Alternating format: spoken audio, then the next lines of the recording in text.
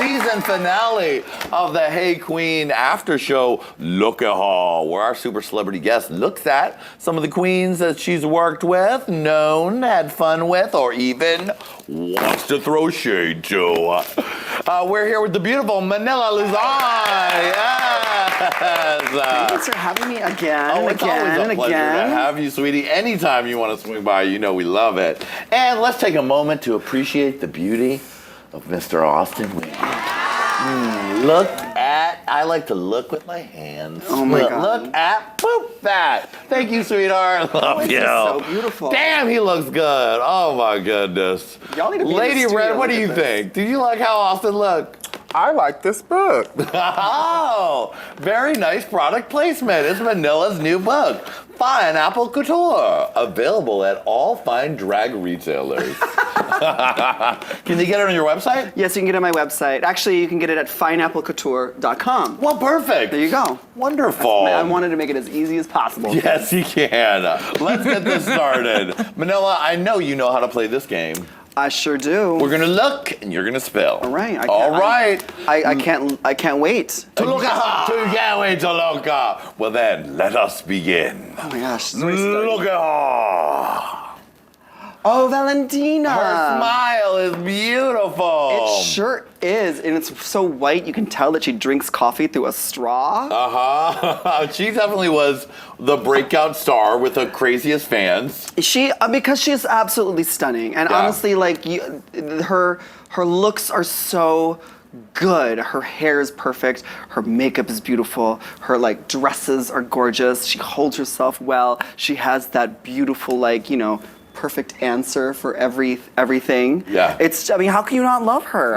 Everyone was rooting for her, and to be honest, I think that she actually, sealed her fate as so memorable because she didn't win the show. Yeah. I mean, sometimes not winning is fine. I'm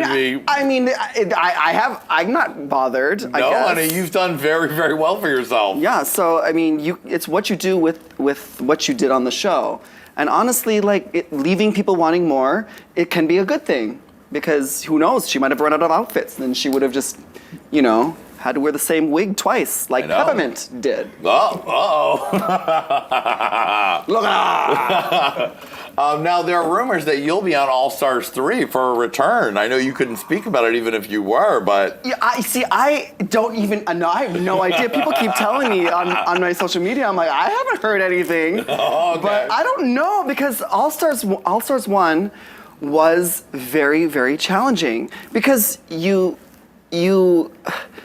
everyone already knows all your outfits. That's pretty much what it is. That's so you true. can't do repeats because I follow all the queens on social media, on their Instagrams, I know. And so when I watched All Stars 2, I was like, I've seen that bitch in that dress before. I've seen that. I liked that. I remember commenting on your Instagram about that dress before. So I don't know, good luck to all the girls. If you think that you have what it takes to be on All Stars 3, start getting yourself ready, start taking your money and buying costumes that you can't wear on tour yet. Yeah. Because I remember spending a lot of money making a bunch of costumes that I wasn't going to get to wear because I got kicked off early. Oh, no.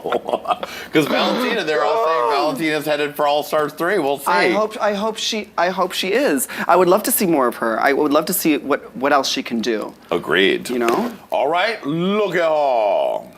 Miss Fame. Miss Fame is. Oh right, you guys had a beef because the Shady staff threw this in. What was it? I don't know what the beef was. I think there was something about the Marco show. Oh, that wasn't beef. Right. That was just me saying what I would have done. Right. Because the Marco, who has made several costumes for me, and artists like Katy Perry and Fergie and Lady Gaga. He puts on a lot of money to dress us queens so that we can do our runway shows, so we can advertise his amazingly sexy underwear. Yeah. And there was a runway show that I wasn't able to attend because I was working in a different country at the time, so I wasn't, able to do it. Right. But Miss Fame did it, and some random stranger like went up, took her hand, and walked her down the freaking runway. Right, I remember that. And I was like, how dare you? How dare you let some fucker come and like draw attention away from what people are actually looking at? They're looking at you, Miss Fame, wearing Marco's wonderful costumes that he, spent tons of money and tons of like effort making. And how dare you like let some asshole you're a drag queen. You should have fucking control over the audience. If that fucker comes up on stage, girl, you push him back down, you put him back in his seat, honey, Right. and you continue walking. So that was my beef. Oh, okay. But it was the fans like to blow it out of Of proportion. course, they make this something shady, and we've just lit the fire under it again. Girl, Manila and that's Miss Fame, a battle never to end. Dun. No, but I love Miss Fame. She's a sweetheart. So gorgeous. She's so beautiful. Her makeup is amazing. Her style of drag, her artistry is amazing. Also, her business that she's made, carved out for herself, different than anybody else doing all those makeup stuff. Because she does makeup. I mean, she might not be twirling and death dropping, or she's not. She released some music, but what she found is that people really, really love how she does makeup, and they want to see how she does it. She's made an empire from it. Really smart. And I mean, good for her. I love that. Love it. Look at her. Jinx. Jinx. Oh my God, I love Jinx. Yes, and you guys worked together, did a song together? Yeah, we did a song together several years ago called Bring It. Right. Which was actually written by Adam Joseph. Right, yeah. It was a fun project. I remember I wanted to work with one of the queens. This was before she won her season. I wanted to work with one of the queens from the new season, to do this rap on the track. And I had seen Jinx do a lip sync to Diane Word at Mickey's here in West Hollywood, wow. and I was like, oh, she has to lay down some sick rhymes. Yeah. And it was a departure from what she was doing, so I thought that it would be safe for her to like put her vocals on a track, because she did a lot of that, cabaret, Broadway kind of things with her first album. So it was something different for her to do, and we had fun touring with that project. It was a lot of fun. What's a little memory of Jinx on the road? Something funny. The first time I met her, I was in Seattle, and this is before I knew. She had filmed the show. I hadn't really known, it hadn't aired yet, so I didn't really know her. She was dressed like a skunk, and I remember thinking oh God, that's like a really fucking cute costume. I wish I thought of that, because, I had the skunk hair. Right, yeah. And I was like, okay, how can I steal that? But the bitch is wearing it, and she's on Drag Race, so I can't steal it from her. And she's like, I have a present for you. And I was like, oh, is it weed? And she's like, oh, no, it's a crystal.